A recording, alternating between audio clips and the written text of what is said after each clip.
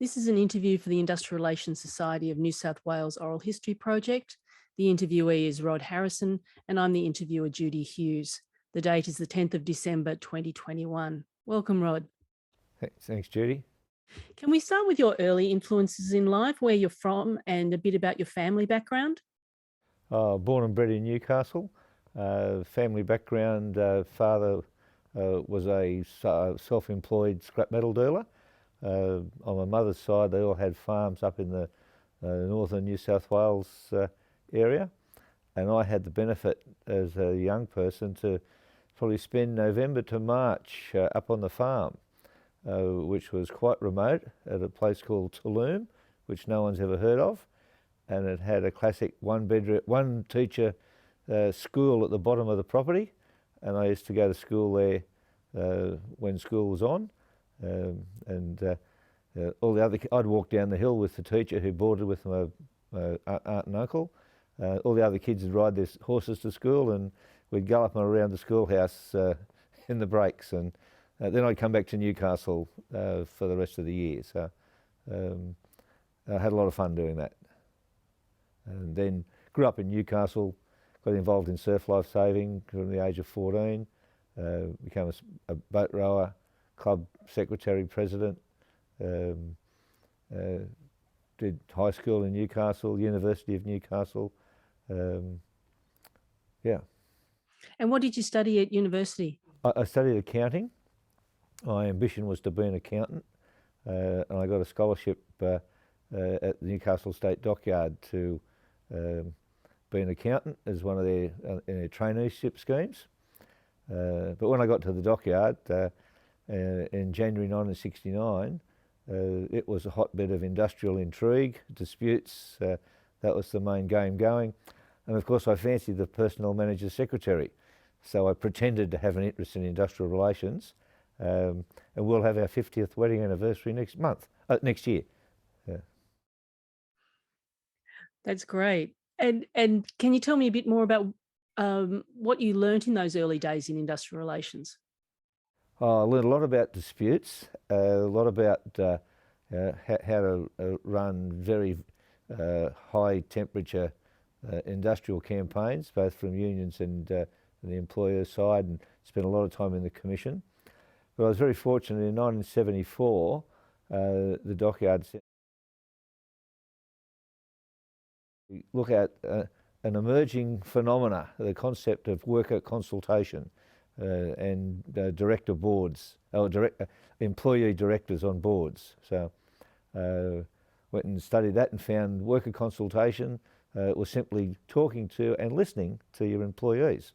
So that was a significant impact on my attitude towards industrial relations and the way I think it should be conducted and can be conducted positively, and I still practice that consultative approach. And so what happened with your career from that first job then? From the dockyard, I went on to working for what was then MTIA, now AIG, in power station construction in New South Wales, on-site representation of contractors, and that was a very volatile industrial environment. My first job was at Vales Point Power Station Construction in 1976. They'd lost 50% of working time due to strikes by the time I got there. The unions had invented the rolling strike and the sit-in. But we managed it by the end of 1976 to come to a new understanding of around communications, and that project came in with less than 4% lost time due to industrial disputes. And after that position? Then I went to the coal industry, worked for the New South Wales Colliery Proprietors Coal Association and Australian Coal Association. That had its own industrial background of volatility and confrontation. But in my time there, we were able to establish the Hunter Valley Coal Chain Council. I was able to develop relationships with the union officials that a lot of other people feared, and built some communications, which actually led to the first ever Australian Coal Industry Award negotiations, which were concluded without any lost time or industrial disruption. We locked everyone in the Menzies Hotel, all the union officials, all of the employer negotiators, and nobody left the hotel for an entire week. We arrived sort of 9 o'clock Monday morning. We left about 6 o'clock Friday afternoon with a deal done. Wow.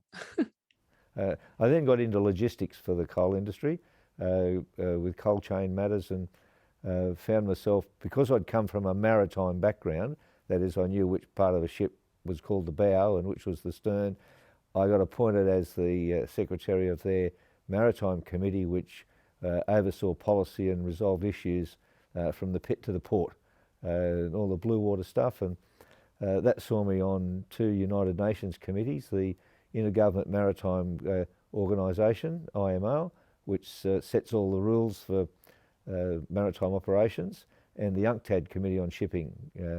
IMO met regularly in London, UNCTAD met regularly in Geneva, and I spent a lot of time in airport waiting lounges.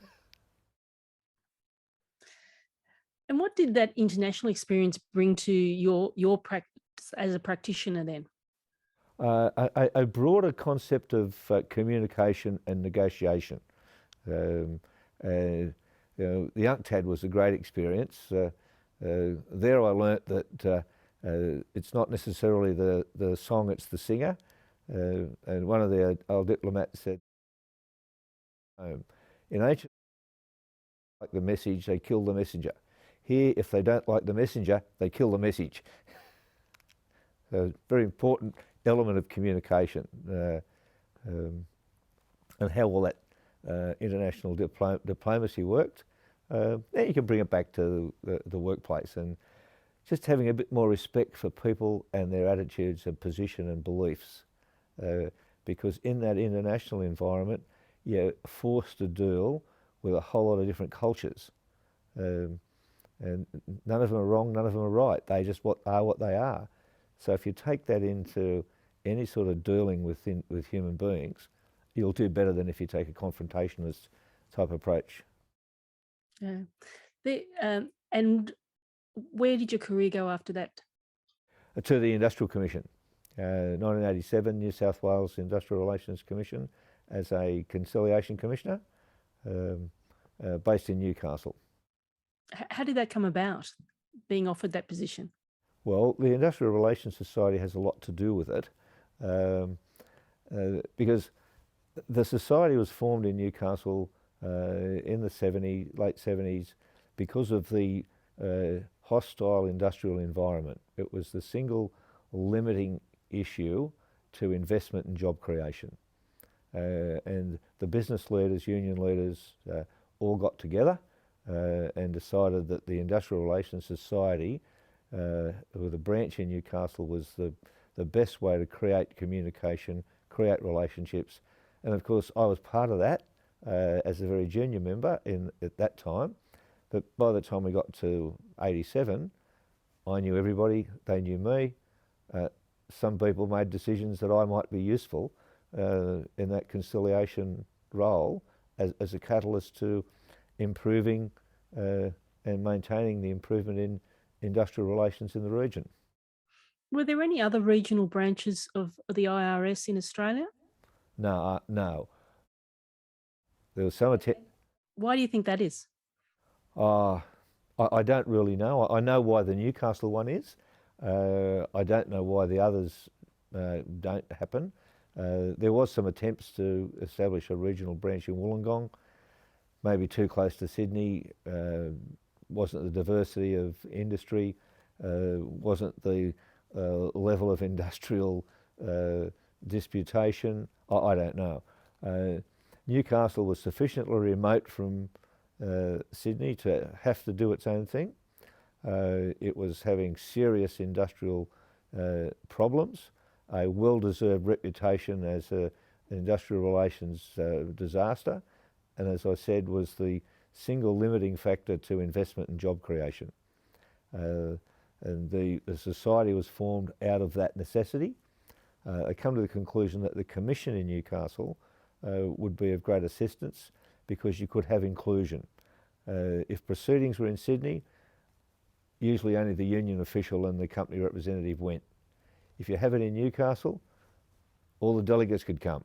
And I've had proceedings where had 40, 50 people come to be part of the resolution process. Had other situations where even more came, we had to adjourn every half hour to let people go out of the court and other people come in so they could all hear what was going on, see what was happening and be part of the resolution. And that's just a large-scale communication process which works. Newcastle Hunter region has a very good industrial reputation now. People talk about the Hunter model, which saw $15 billion worth of cold chain infrastructure in mines, railway loaders, ship loaders, being built without any lost time, with on time, ahead of budget, and with good safety records. Can you tell me a bit more about the establishment of the Newcastle branch? Who was involved and how did it come about? Well, it came about because of the problems. John Hayes, who was then the IR manager for BHP Steelworks, was involved. John Varnum, the official of the Transport Workers Union. Brian Cogan, the industrial journalist employed by with the Newcastle Herald and later in his own consultancy. Bill Hopkins from the Australian Workers Union was involved, and Jack Thomas from Alcan Industries were the catalyst to all that. Bill Chapman from the Miners Federation saw the sense in it, and everyone feared Bill. Bill had a great reputation as an industrial pugilist. And Peter Barrick from the Newcastle Trades Hall Council gave it a lot of support, as did, of course, the then New South Wales Labor Council.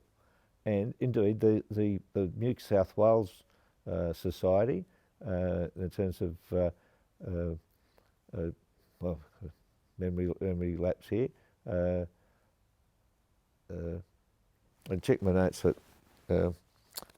But the New South Wales branch of the Society were very generous in their support for the establishment of a branch in Newcastle. Their officials attended all conferences, provided advice, endorsed a constitution, and generally supported whatever was needed for the society to get started. It had significant support from industry as well. Brian Leighton, at the time General Manager of BHP Steelworks, would always come from Melbourne for society events, as would politicians like John Ducker, who was with the New South Wales Labor Council and later a Member of Parliament. We're all there to sort of try and fix the problem. Neville Wran was a great supporter of the creation and furtherance of the society, because they could see that it brought the society in Newcastle, brought the community voice together. It brought the industrial relations community of the region together, built relationships, exchanged ideas, and became a united voice for a better way of doing things. And the New South Wales Society has continued to be very generous in its support for the operation of the Hunter branch, as it's now been named. They'll come to our functions in more recent times. Jonathan Hamburger, Ross Nassif, Charlene Willard have all come to Newcastle and been completely supportive of the branch and its work. And what sort of events does the branch hold compared to the New South Wales IRS? The standard calendar is the Finnegan Rudd Memorial Dinner, which is usually held in an evening in July, and that honours Maury Finnegan, who was around in the AWU in the early days of the concept of the society, and Maury Rudd, who led the AWU at the time that the Steelworks hot end steelmaking closed. Both men of great vision and conciliatory attitude. Then we have the annual conference, which is a 2 or 3 day event around October, which is a collection of speakers on the major industrial theme of the time, twilight workshops, and of late webinars on topics of interest. And does membership of the Newcastle branch entitle you to be a member of the New South Wales Society as well? Yes, and membership of the New South Wales Society entitles you to all rights to be involved in the Newcastle branch. And in recent 12 months, the branches have cooperated extremely well to refresh that arrangement. And just going back to your career, then you were at the Commission. Can you talk a bit more about how you went on to the Federal Commission as well? I was appointed by Peter Reith when he was Minister for Industrial Relations to the Australian Industrial Relations Commission in 1998, and that went on to be an appointment in the Fair Work Commission from 2010 as a Deputy President. In the interim, I was promoted in 1996 from Commissioner to Deputy President of the New South Wales Industrial Relations Commission. So I ended up a dual appointee of the New South Wales Commission and